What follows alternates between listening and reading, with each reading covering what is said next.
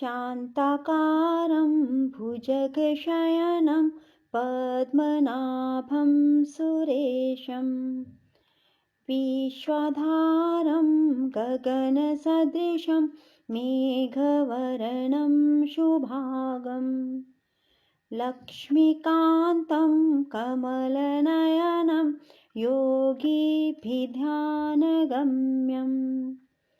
वन्दे विष्णुं भवभयहरं सर्वलोकैकनाथं। राधे राधे मेरे प्यारे भाइयों बहनों माताओं व बंधुओं, संस्कार की बातें चैनल में आपका स्वागत है।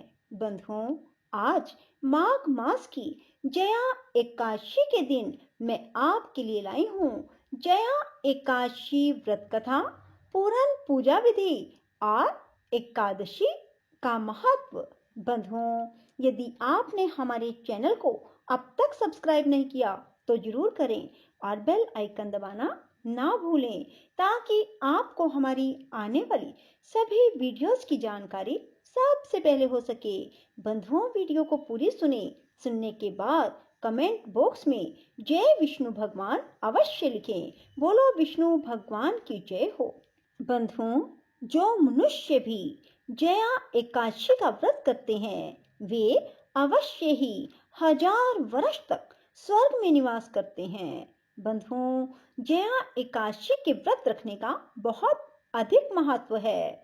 बंधुओं, जो मनुष्य जया एकादशी का व्रत नहीं कर पा रहे वे जया एकादशी की इस कथा को अवश्य सुने, उन्हें भी पुण्य की प्राप्ति होगी। बंधुओं, वैसे तो साल में 24 एकादशियां होती हैं, परंतु जब अधिक मास आ जाता है तब ये एकादशियां 26 हो जाती हैं। बंधुओं, मास में आने वाली सभी एकादशियों का व्रत करना बहुत ही अधिक पुण्यकारी होता है। जो मनुष्य भी एकादशी का व्रत करते हैं भगवान विष्णु अपनी भार्या महालक्ष्मी जी सहित परम प्रसन्न होकर उनकी हर मनोकामना शीघ्र पूरी कर देते हैं। जिस पर जगत नियंता भगवान और धन धान्य की अधिष्ठात्री देवी महालक्ष्मी जी प्रसन्न हो, उसके लिए कुछ भी दुष्प्राप्य नहीं रह जाता।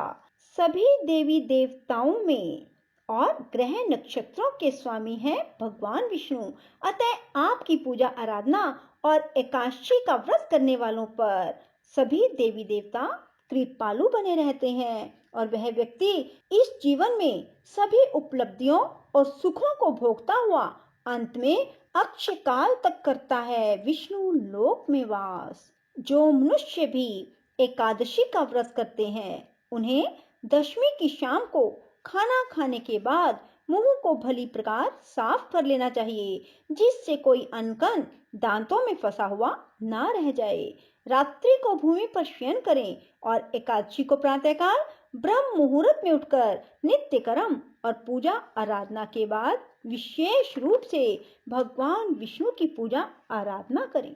पूरा दिन भगवान के पूजन, कथा भागवत के श्रवण, विष्णु पुराण के श्रवण, श्रीमद् भागवत गीता के श्रवण में लगाएं और भगवान विष्णु के भजन कीर्तन में संलग्न रहें और साथ ही पूरा दिन जिह्वा पर भगवान विष्णु के जाप करते रहें। बंधुओं, एकादशी की रात को जागरण अवश्य करें। भगवान विष्णु के समक्ष शुद्ध घी का दीपक या तिल के तेल का दीपक लगाएं। बंधुओं, ये दीपक भगवान विष्णु के समक्ष सारी रात जगता रहे। बंधुओं, ऐसा करने से भी भगवान विष्णु अपने भक्तों की मनोकामना शीघ्र पूरी कर देते हैं। बंधुओं, द्वादशी को प्रातःकाल स्नान ध्यान करने के बाद सबसे पहले किसी ब्राह्मण को भोजन कराएं और उसे भगवान विष्णु के निमित्त दान व दक्षिणा देकर विदा करने के बाद ही भोजन ग्रहण करें। बंधुओं, शास्त्रों का कथन है कि दशमी की शाम से द्वादशी के मध्याह्न तक निराहार रहने और एकादशी की रात्रि को जागरण करने पर ही एकादशियों के व्रत का पूर्ण फल मिलता है। जो व्यक्ति एकादशी को निराहार रहते हैं और रात्रि भर जागरण नहीं करते उनको आधा फल ही प्राप्त होता है। जो व्यक्ति एकादशी को एक समय फलाहार करते हैं और जागरण नहीं करते, उनको मात्र 1/4 फल की प्राप्ति होती है। बंधुओं, सर्व सिद्धि प्रदायक माघ मास के शुक्ल पक्ष की इस एकादशी को जया एकादशी कहा जाता है।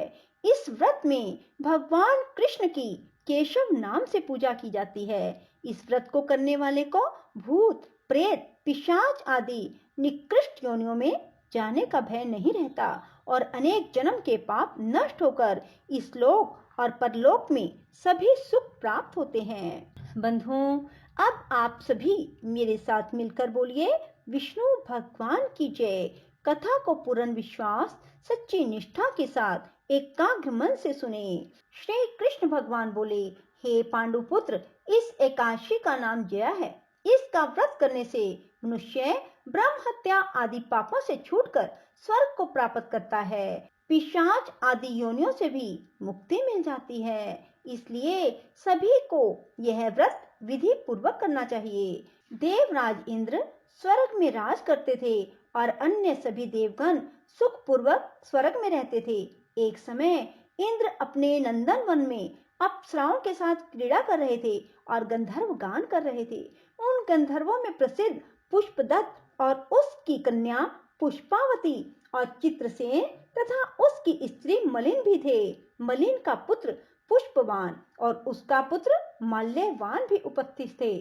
उस समय पुष्पवती माल्यवान को देखकर मोहित हो गई और काम बाणों से चलायमान होने लगी। उसने रूप, सौंदर्य, हाव भाव आदि द्वारा माल्यवान को वश में कर लिया।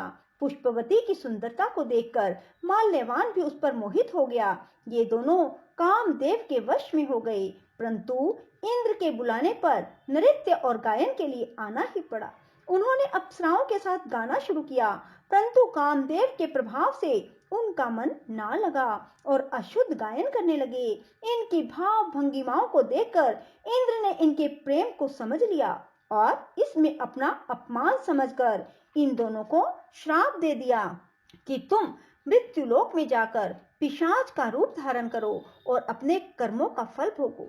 इंद्र का श्राप सुनकर ये दोनों अत्यंत दुखी हुए और हिमाचल पर्वत पर पिशाच बनकर अपना जीवन व्यतीत करने लगे।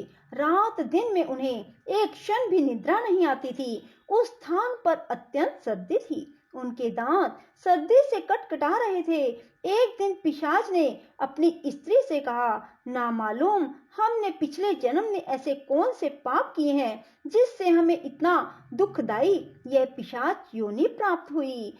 देव योग से एक दिन माघ मास के शुक्ल पक्ष की जया एकादशी आई। उस दिन उन दोनों ने कुछ भी भोजन ना किया, ना कोई पाप कर्म किया। वे दोनों अत्यंत दुखी मन से पीपल के वृक्ष के नीचे बैठे रहे।